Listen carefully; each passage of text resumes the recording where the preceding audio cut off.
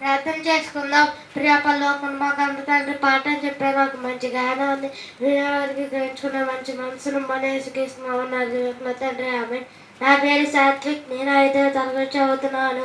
నేను చెప్పబోయే పాఠం పేరు అబ్రహాముకు అనేక జనములు తండ్రి ఎలా అయ్యాడు.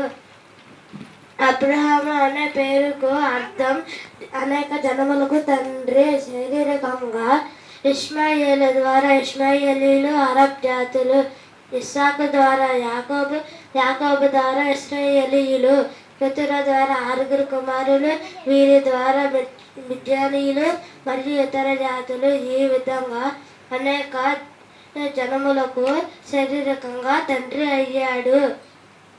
ఆధ్యాత్మికంగా యేసుక్రీస్తు ద్వారా విశ్వాసం ఉన్న ప్రతి ఒక్కరూ అబ్రహాము జనములలో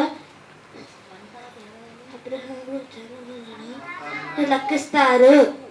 ఇలా అందరికి తండ్రి, అనేక జనములకు తండ్రి అయ్యాడు అబ్రహాము.